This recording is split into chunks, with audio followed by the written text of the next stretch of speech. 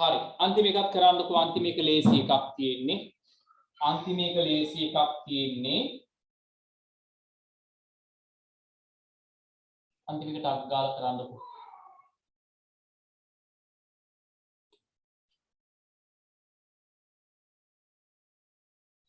අන්තිම එකට අක් ගාලා කරන්න වැඩි වෙලා ගන්න එපා. ඒක හරිම ලේසි.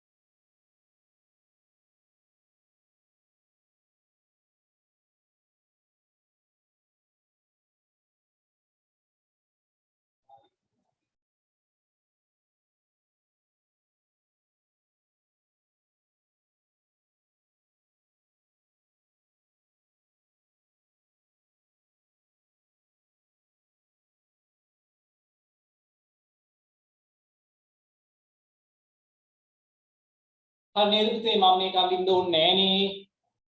කොහෙද පාට කරේ කියන්නකෝ මට. මේකට කොහෙද පාට කරේ?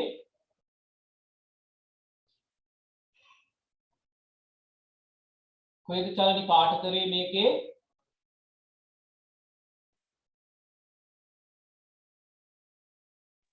වෘත්ත තුනෙන් පිට ටික. වෘත්ත තුනෙන් පිට. වෘත්ත තුනෙන් පිට. මාල්ෂා කොහොමද විස්තර කරේ?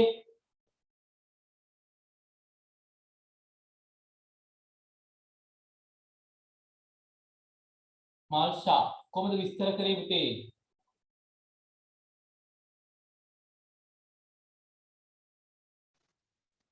ගණිතය විද්‍යාව ඉංග්‍රීසි සමත් නැති ඔව්. ගණිතය ඉංග්‍රීසි විද්‍යාව යන විෂයන් අසමත් සිසුන්. අසමත් සිසුන්. හරි පුතේ හරි. එහෙනම් මම ඒක කරන්නේ නෑ. එහෙනම් යන් අපි දෙවෙනි ප්‍රශ්නයට. දෙවෙනි ප්‍රශ්නයට දෙක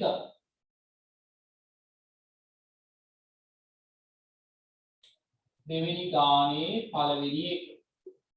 මේකේ වෙන්සටහන දීලා තියෙන්නේ මෙන්න මෙහෙම වෙන්සටහන. මෙහෙම වෙන්සටහන.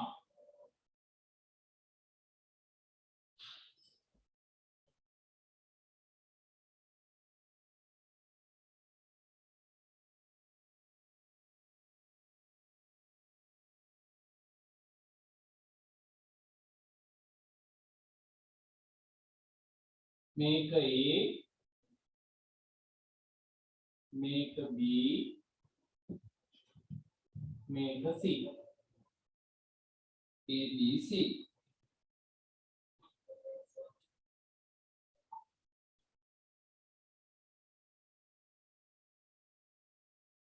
පළවෙනි එකේ කියනවා A ඡේදන B ඡේදන C A ඡේදන B ඡේදන C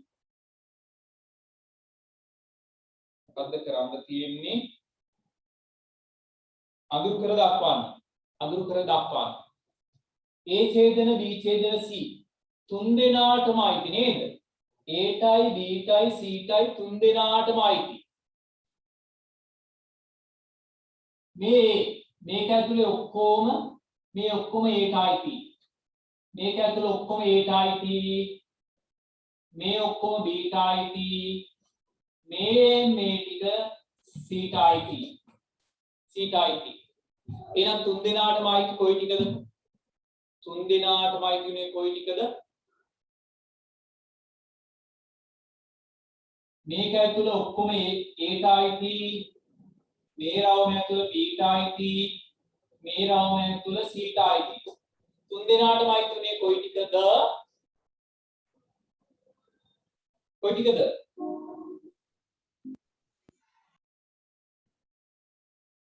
මැද ටික නේද තුන් දෙනාටම අයිති වෙන්නේ මෙන්න මේ ටිකනේ නේද හරි ඕක ඇඳලා විස්තර කිරීමක් අවශ්‍ය නැහැ දෙවෙනි එක හා ඔයාලා කරන්න ඕක ඇඳ ගන්න ඕක ඇඳගෙන දෙවෙනි එක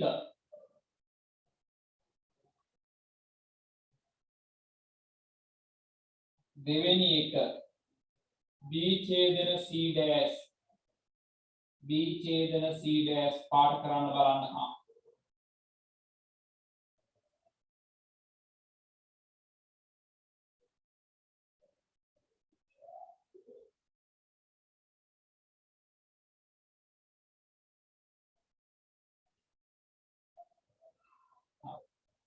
එක ඇඳගෙන දෙක B ඡේදන C dash පාඩ කරන්න බලන්න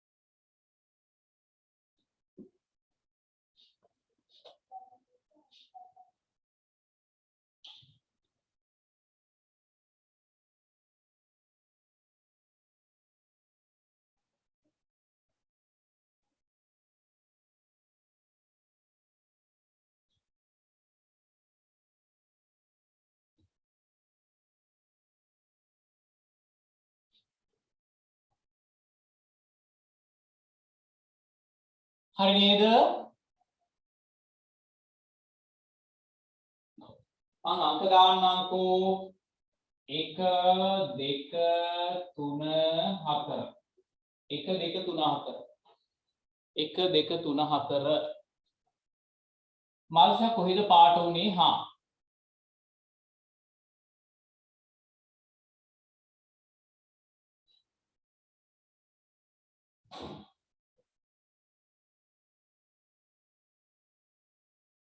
මල්සා කොයි ටිකද පාට උනේ පුතේ 1 2 3 4 ප්‍රදේශ වලින් කොයි ටිකද කියන්න මට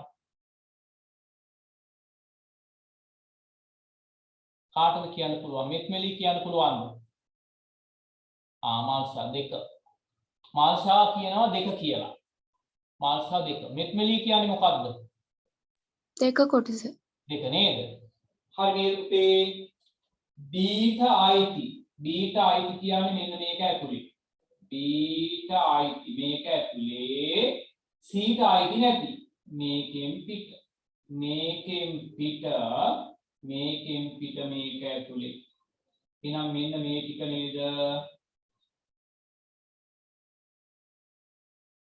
ඔන්න ඔය ටික බීටා අයිති සීටා අයිති නැති හරි යන් ඊළඟ එකට තුන්වෙනි එක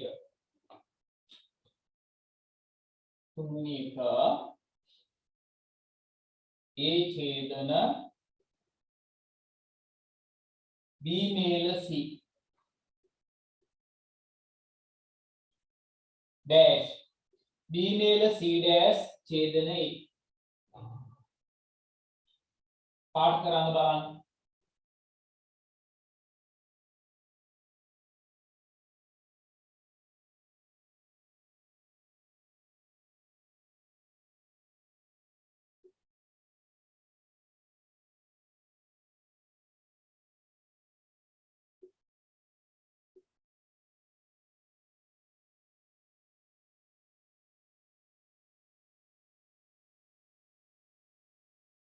A ඡේදන B මේද C dash.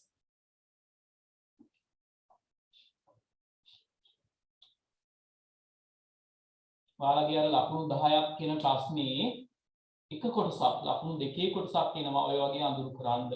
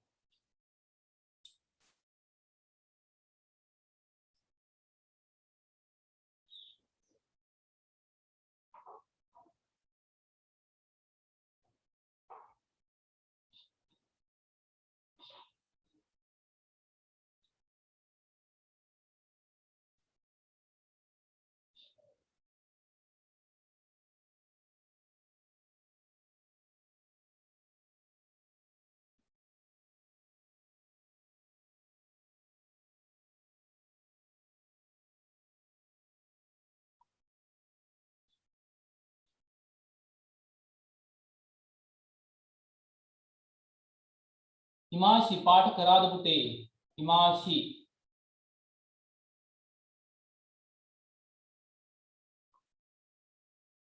හිමාංශි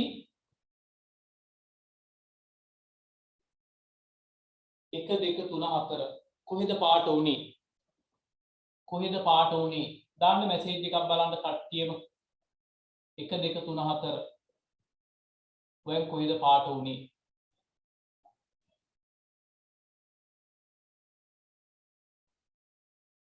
කට්ටියම දාන්න පුතේ මැසේජ් එකක් 1 2 3 4 කොහෙද පාට උනේ? මාල්ෂා චාලනි right. 3 දෙනෙක් කිව්වා. තව 3 දෙනෙක් ඉන්නවා.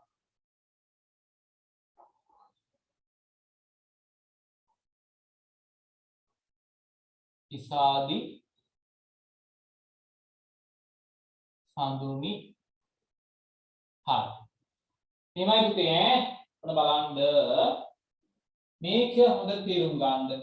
ඒට අයිති එහෙනම් මේ ලොකු රවුම ඇතුලේ ඒට අයිති නම් ලොකු රවුම ඇතුලේ මේක ඇතුලේ B මේල C dash B මේල C කියන්නේ Bටයි Cටයි අයිති dash දැම්මොත් අයිති නැති Bටයි Cටයි අයිති නැති ඒට අයිති Bටයි Cටයි අයිති නැති ඒට අයිති කොයි ටික දෙන්න ඕනේ සාදි Bටයි Cටයි අයිති නැති BCට මේ දෙන්නට අයිති නැති එහෙනම් මේ දෙන්නගෙන් පිට මේකෙක් දෙකෙන් පිට ඒට අයිති මේක ඇතුලේ මේකෙන් පිට BCට අයිති නැති එහෙනම් මෙන්න මේ ටික ඔන්න ඔය ටිකෙන් ඕනේ ඒ කියන්නේ 3 හරි මේ ඉසාදි තේරුණාද පුතේ? ඔව් සර්. හරි. සඳුනි හරිද? තේරුණාද? ඔව් right හරි. ඊළඟ එක ඊළඟ එක ඔයාලා පස්සේ කරන්න. මට නිකවට කියන්නකෝ. ඒක තේරෙනව නේද? කොහෙද පාට වෙන්න ඕනේ අන්තිම එකේ? අන්තිම එක පාට වෙන්න ඕනේ කොහෙද?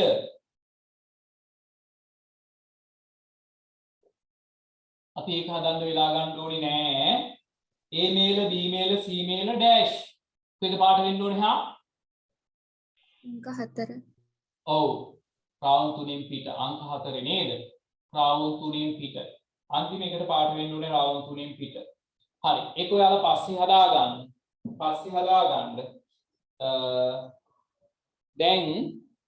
දැන් ඔයාලා කරන්න ඊළඟ ප්‍රශ්නය ඊළඟ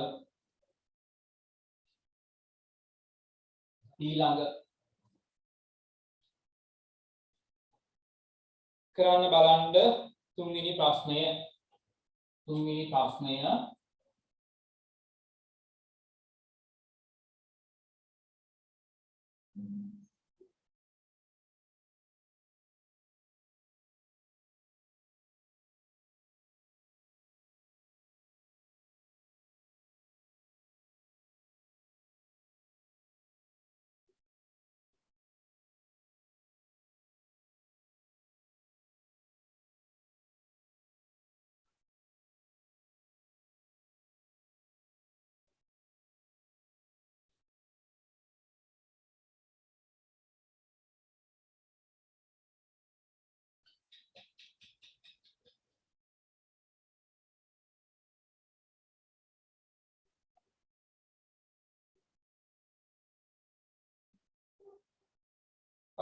මම එකක් කියලා දෙන්නම්කෝ. එක n අවයව සංඛ්‍යාව k ඡේදන l ඡේදන n තුන් දෙනාටම අයිති ප්‍රදේශයේ කී දෙනෙක් ඉන්නවාද බලන්න. මෙහෙම හිතන්නකෝ. මේ හරිය 7 දෙනෙක් ඉන්නවා. මේ හරිය දෙන්නෙක් ඉන්නවා. එහෙම හිතන්නකෝ. එහෙනම් තුන් දෙනාටම පොදු වූ කොටස කී දෙනෙක් ඉන්නවාද? 5 දෙනයි නේද? 5 දෙනයි. ඔන්න ඔහම ලියන්න තියෙන්නේ. ඔන්න ඔහම ලියන්න තියෙන්නේ. හා ලියාගෙන යන්න බලන්න. තේරෙන විදිහට ලියාගෙන යන්න. තේරෙන විදිහට ලියාගෙන යන්න.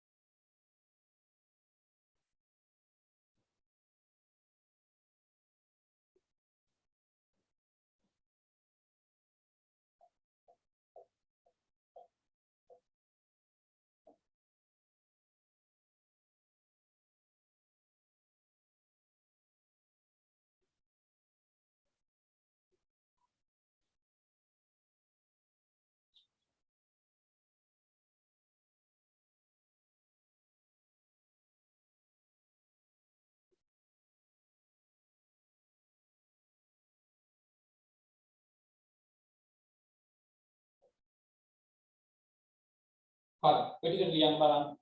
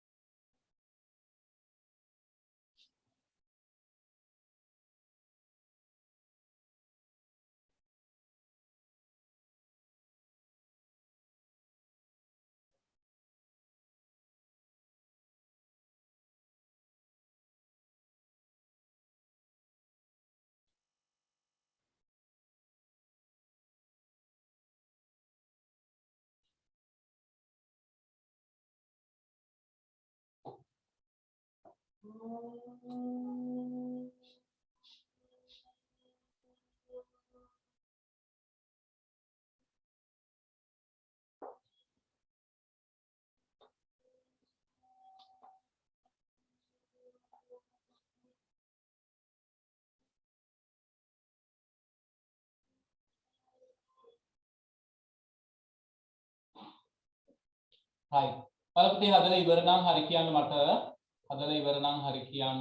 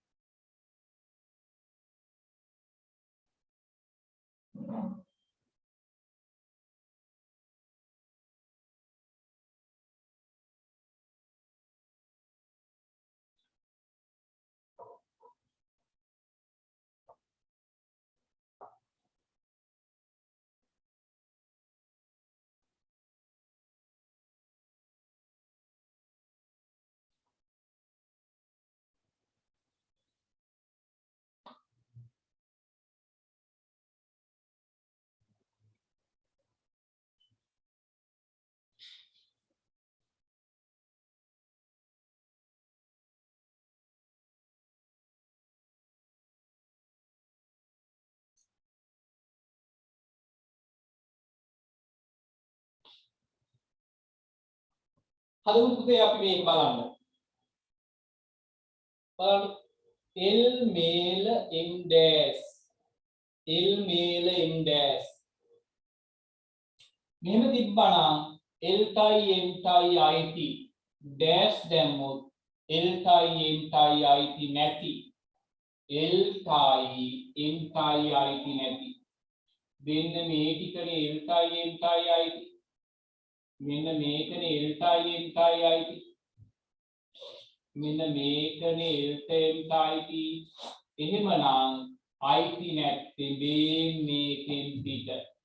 මේකෙන් පිට කී දෙනෙක් ඉන්නවාද මේකෙන් පිට කී දෙනෙක් සිටීද කී දෙනෙක් ඉන්නවද මෙයයි නේද 10යි 14යි 24 දායි උත්තරේ 24 ආවාද කියන පුතේ 24 ආවාද ඔව් සර්.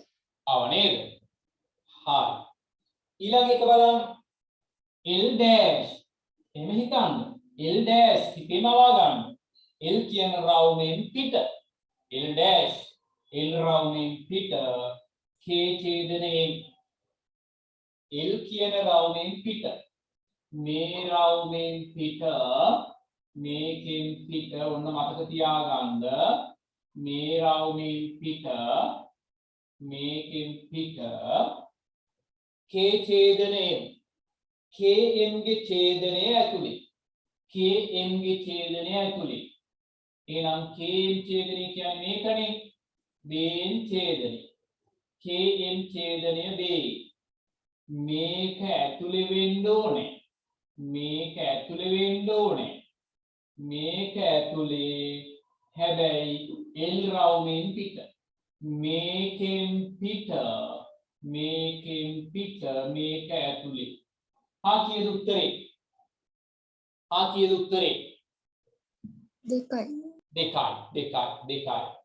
දෙකයි දෙකද ලියලා තිබ්බේ සඳුනි සර්. ඔව් හරි හතරවෙනි එක හතර L මේල M dash LM රවුම් දෙකෙන් පිට හැබැයි K රවුම ඇතුලේ LM රවුම් දෙකෙන් පිට dash නේ LM රවුම් දෙකෙන් පිට K රවුම ඇතුලේ LM රවුම් දෙකෙන් පිට මේ රවුම් දෙකෙන් පිට මේකෙන් පිට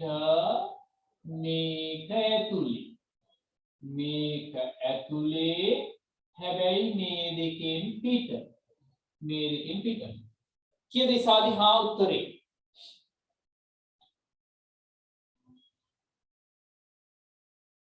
ඉසාදී ඇහුන්නේ 10 10යි ඈ ඉතින් උත්තර දෙන්න ඕනේ අපි ඉන්නේ 6 දෙනායිනේ වැරදුනාට කමක් නැහැ නේද ආයේ ලැජ්ජා මොනවද නේද මොන ලැජ්ජද මේ 6 දෙනාත් එක්ක right වැරදුනාට කමක් නැහැ right ඊළඟ එක පස්වෙනි එක ඒක ලේසි K ඡේදන L ඡේදන M dash K ඡේදන L ඡේදන M dash කියන්න පුළුවන් දී මාෂි පස්වෙනි කී උත්තරේ ඉමාෂි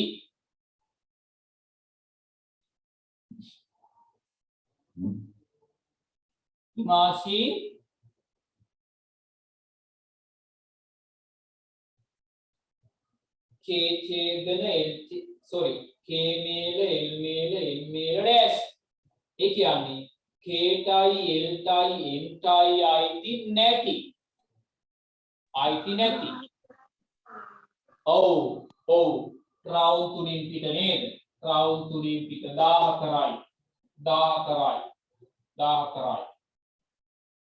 අන්තිම එක L ඡේදන M dash ඡේදන K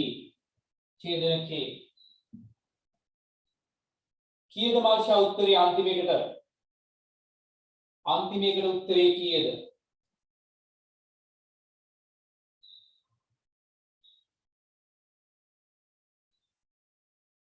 මාර්ෂා අන්තිම එකට උත්තරේ කීයද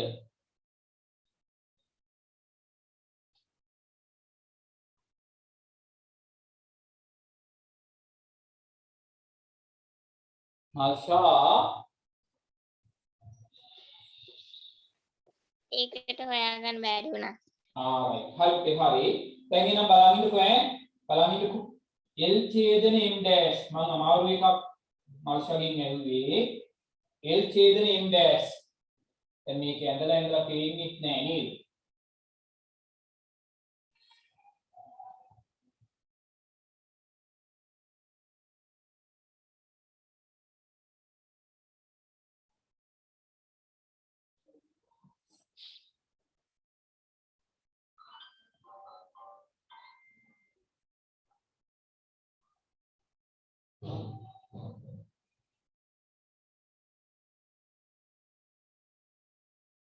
right කොහොමද තිබ්බේ නේද L ඡේදන M dash L ඡේදන M කියන්නේ මේ ටිකනේ L ඡේදන M කියන්නේ මෙන්න මේ ටික නේද L ඡේදන M කියන්නේ මෙන්න මේ ටික L ඡේදන M කියන්නේ මේ ටිකනේ ඒක ඩෑෂ් කියන්නේ පුතේ අන්නේ මං කොටු කරපු ටිකෙන් එළියේ මොනවද තියාගන්න ඕකෙන් පිට ඔය රවුම් කරපු ටිකෙන් පිටනේ ඕකෙන් පිට මතක තියාගන්න ඕකෙන් පිට හැබැයි K රවුම ඇතුලේ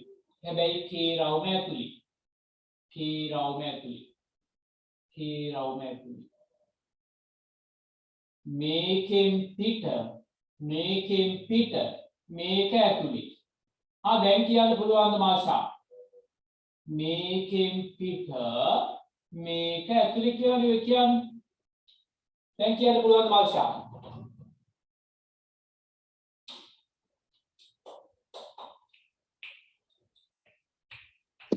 පහළවයි මේකෙන් පිට මේක ඇතුලේ මෙයයි නේද 3යි 10යි 13යි 2යි 15යි මේ උත්තරේ ඇවිත් තිබ්බද මේක ඇවිත් තිබ්බද කාටද නත්මලි මෙත්මඩිය ඇවිත් තිබ්බනේ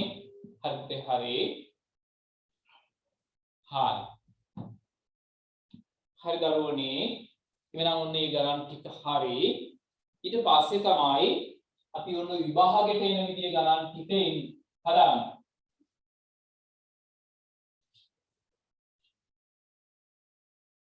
පාඩුත්තේ අර මේ ඊසරේ සාකච්ඡා කරපු පේපර් එකේ කුලක ගාන බැලුවද කුලක ගාන මේ මරු ගානක් තිබ්බේ නියම ගානක් තිබ්බේ පුදුම විදියට තර්ක කරන්න තිබ්බ ගානක් තිබ්බේ ඉතින් මේ කුලක කියන්නේ තනිකර තර්ක. සිංහල හොඳට තේරෙන්න ඕනේ. ඉස්පිල්ලක් පාපිල්ලක් නෑර තේරෙන්න ඕනේ.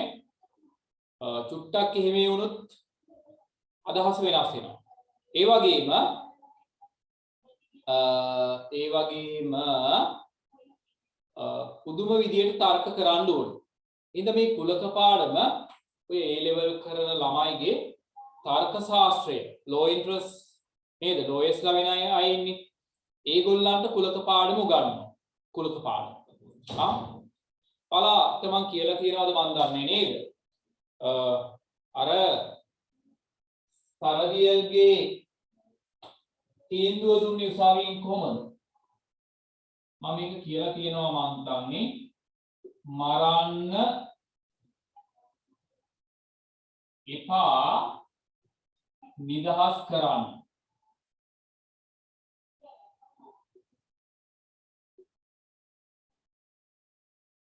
නිදහස් කරන්න. හරි මම මේ කියන්න හදන්නේ අපි ඕවා එහෙම මෙහෙම උඩින් පල්ලින් ප්‍රතිපද ගාලා කියවගෙන යනවානේ. හැබැයි එහෙම කියලා බෑ කියලා කියන්න මම මේ කියන්නේ. කුලක හොඳට තේරුම් ගන්න ඕනේ. සරදියල්ගේ නඩු තීන්දුව මෙන්න මෙතෙන්ට තමාව දැම්මොත් මොකක්ද සරදියල්ට මොකද වෙන්නේ? ඔතෙන්ට තමාව දැම්මොත් සරදියල් මරණවද නැද්ද? දැන් සරදියල් මරනවා නේ? මරනවානේ. දැන් ඔතෙන්ට නැතුව මෙතෙන්ට තමාව දැම්මොත්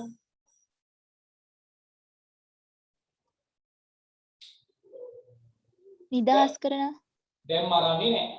මරන්න එපා නිදහස් කරන්න නේ? ඔය බලන්න ක්‍රමාවක වටිනාකම ඒ හින්දා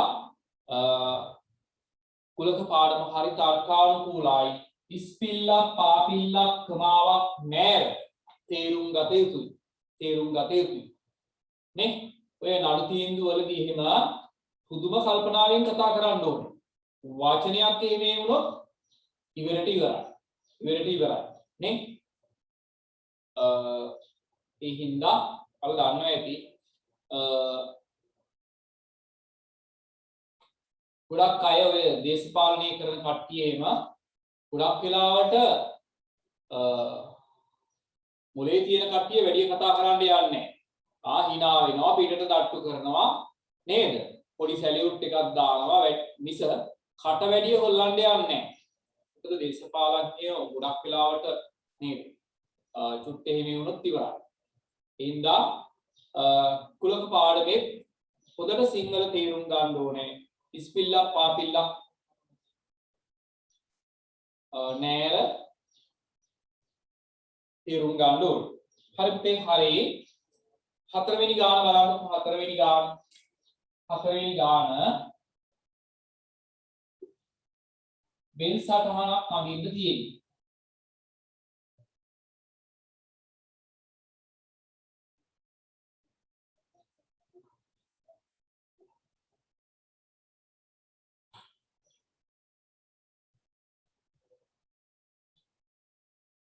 කුලක ගණන් වල සාමාන්‍යයෙන් උපකුලක තුන ඔය විදිහට තමයි එන්නේ.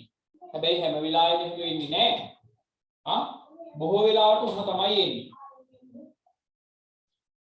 පාසලේ ලිපි ද්‍රව්‍ය විකුණන කඩයකට පැමිණි 20 දෙනෙක් 20 කියන්නේ මොකද්ද?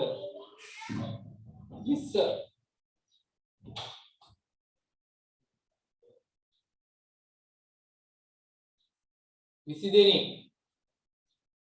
20 කියන්නේ සර්වත්‍ර කුලකය. මේ කොටුව ඇතුලේ ඉන්න ඕනේ 20ක්. මං කටුවට ලියාගත්ත 20. හොඳද? කොටුව ඇතුලේ ඉන්න ඕනේ 20ක්. හොඳට බලන් ඉන්න මේ ගානක් හදන විදිය ඈ. ඔයාලත් හොඳට කියව ගන්න. තමාට අවශ්‍ය ද්‍රව්‍ය මිලදී ගත් අයුරු මෙසේ පවසයි. පෙන්සල් ගත් අය. එහෙනම් එකක් මේක පෙන්සල් ගත් අය. මේ කාමරේ ඉන්නේ පෙන්සල් ගත් අය. පෙන්සල් ගත් අය.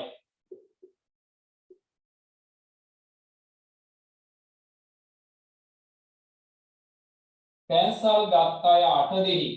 එහෙනම් මේ කාමරය ඇතුළේ ඉන්නුනේ 8 දෙනෙක්. අපි නිකමට කටුවට ලියා ගන්නවා 8යි කියලා. පෑන් ගත්ත අය 11 දෙනෙක්.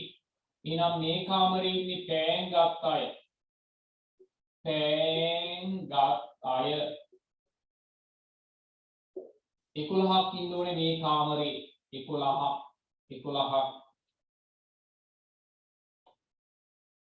පොත් ගත්ත අය 13 දෙනෙක්. මේ කාමරේ ඉන්නේ පොත් ගත්ත අය. පොත් ගත් අය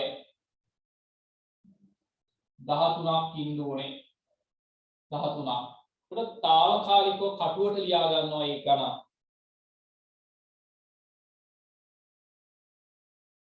පැන්සල් හා පොත්ගත් 6 දෙනාගෙන් ඔන්න පුතේ උතන තමයි වැදගත්ම පොයින්ට් එක. පැන්සල් හා පොත්ගත් 6 දෙනාගෙන් පැන්සල් හා පොත්ගත් අය මේ ටිකේ නේද ඉන්න ඕනේ. පැන්සල් හා පොත්ගත් අය මේ ටිකේ ඉන්න ඕනේ. පැන්සල් හා පොත්ගත් 6 දෙනෙක්. ඔය ටිකේ ඉන්න ඕනේ 6 දෙනෙක්. මම කටුවට ලියාගත්ත 6යි. ඔය ටිකේ ඉන්න ඕනේ 6ක්. හරිද? ඔය ටිකේ ඉන්න ඕනේ 6ක්. 6 දෙනාගේ නේද? එතකොට පැන්සලුයි පෑනුයි ටික නේද මේවා කරේ? අප්පර්තිරිය උද? ඕනි. පැන්සල් හා පොත් මේ ටිකනේ නේද? පැන්සල් හා පොත් මේ ටිකේ ඉන්න ඕනේ 6 දෙනෙක්. මේ ටිකේ ඉන්න ඕනේ 6 දෙනෙක්. දැන් හරි නේද? පොත් පැන්සල් හරි. ඔය ටිකේ ඉන්න ඕනේ 6 දෙනෙක්. 6 දෙනාගෙන් 4 දෙනෙක් පෑන් නොගත්ත. මේ 6 දෙනාගෙන් 4 දෙනෙක් පෑන් අරගෙන නැහැ. එහෙනම් මට කියන්න මේ 4 දෙනා පැන්සල් හා පොත් පමණක් අරගෙන කියලා නේද මේ කියන්නේ? පැන්සල් හා පොත්ගත් 6 දෙනාගෙන් 4 දෙනෙක් පෑන් අරගෙන නැහැ. එහෙනම් මේ 4 දෙනා පැන්සලුයි පොතුයි විතරයි නේද අරගෙන තියෙන්නේ. තේරුණාද කියන්නේ? තේරුණාද?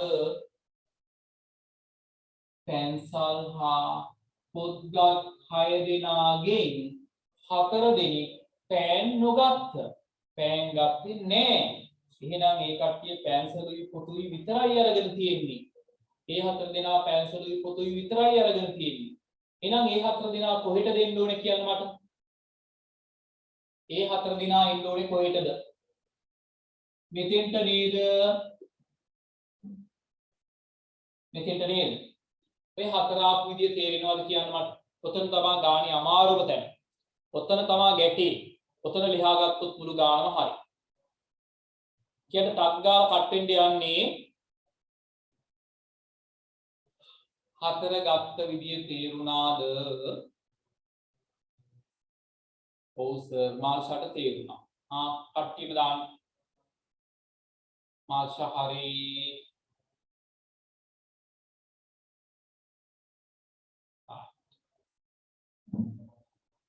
එහෙනම් මාර්ෂාට විතරයි තේරිලා තියෙන්නේ නේද? එහෙමද?